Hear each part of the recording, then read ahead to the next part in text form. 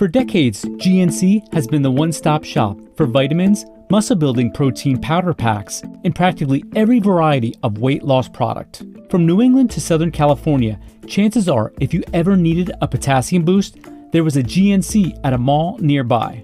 But the company that urged Americans to live well has fallen on tough times. In June 2020, GNC filed for bankruptcy with plans to close about 1,000 locations, more than 10% of its global footprint.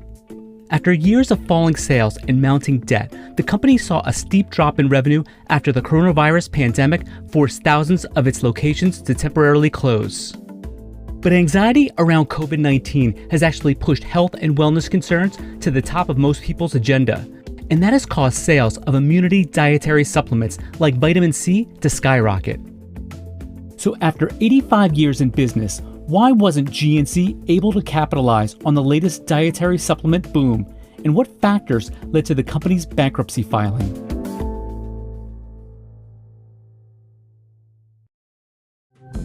In 1935, David Shakarian, whose Armenian father was said to have helped introduce yogurt to the U.S., opened his first health food store in Pittsburgh, Pennsylvania. The shop was called Lexum. By the early 1940s, he had half a dozen locations around Pittsburgh, and in the 1950s expanded further by placing stores inside shopping malls.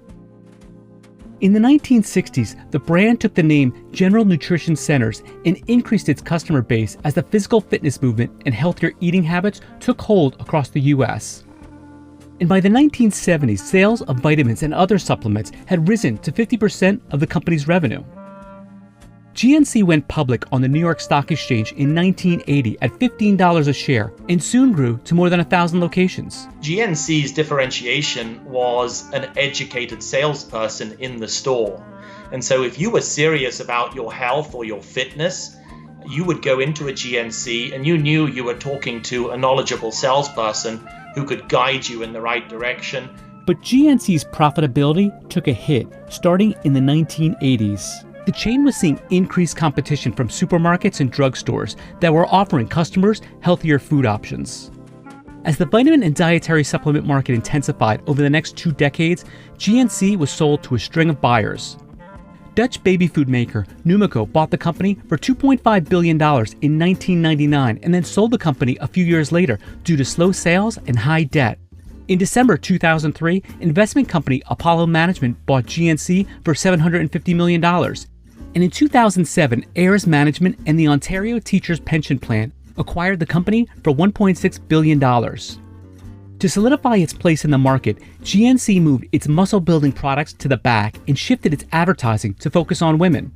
It also grew proprietary brands like Mega Men and Ultra Mega, which makes more money than selling products that the company doesn't produce. By 2011, more than half of the items sold in stores were owned and produced by GNC.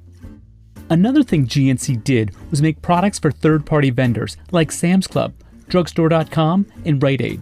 And to compete online, it purchased LuckyVitamin.com for $21 million. But the gains were short-lived as the company faced increased competition from online rivals, shrinking margins, and a customer base that was moving towards organic foods.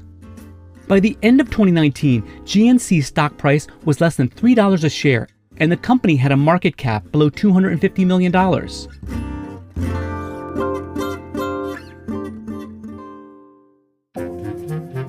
The vitamins and dietary supplement industry in the U.S. is an almost $50 billion market, according to the Nutrition Business Journal.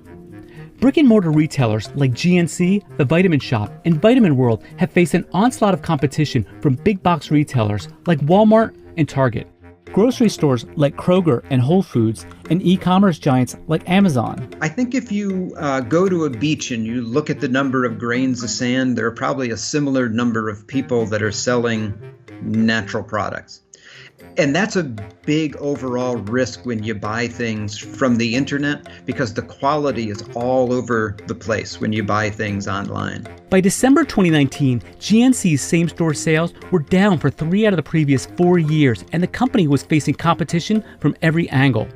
So what went wrong for GNC? According to analysts, the company's heavy focus on in-store sales, specifically targeting a young male demographic, wasn't the right move. While it does have an online marketplace, today a broader consumer base is shopping for health and wellness products online and at big box stores. And while GNC might have failed to fully embrace the move from sports nutrition to health and wellness prior to COVID-19, it is trying to capitalize on the country's newfound health craze now.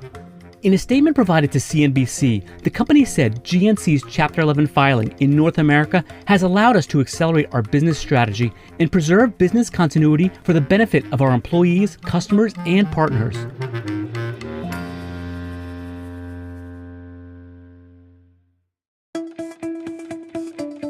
In the US, dietary supplements are not regulated like drugs and do not need to be tested for efficacy or safety before they are sold online or in stores. According to federal health officials, between 2004 and 2013, tens of thousands of Americans ended up in the emergency room due to adverse effects related to dietary supplements. Many of those visits involved cardiovascular issues related to weight loss products or energy supplements among young adults and swallowing problems among older adults.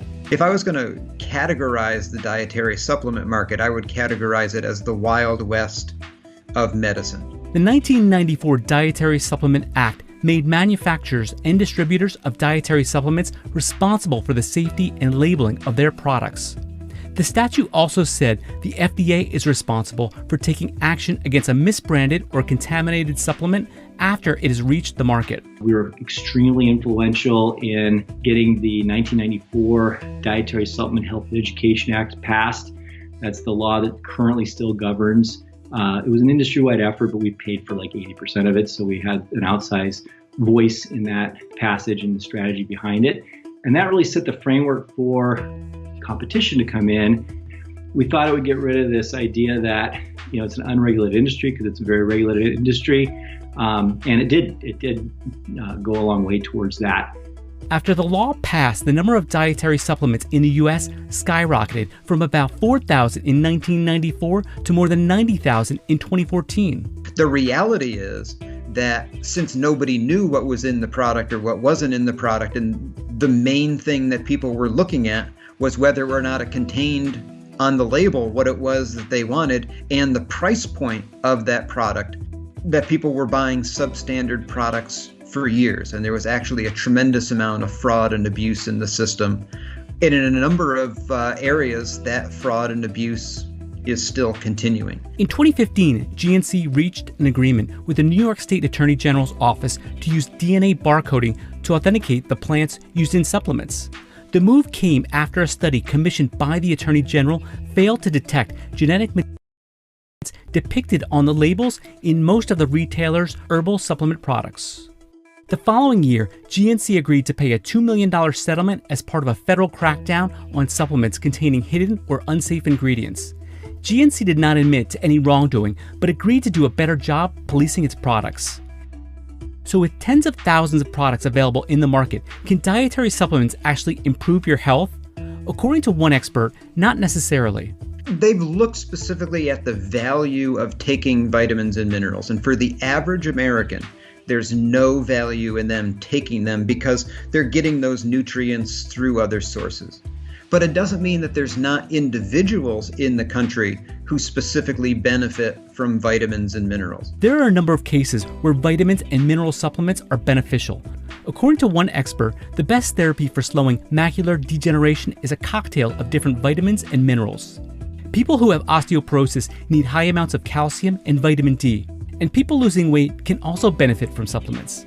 But whether they help build your immune system or not, analysts think that a fear of COVID-19 and a new interest in dietary supplements could mean massive growth for the industry in 2020.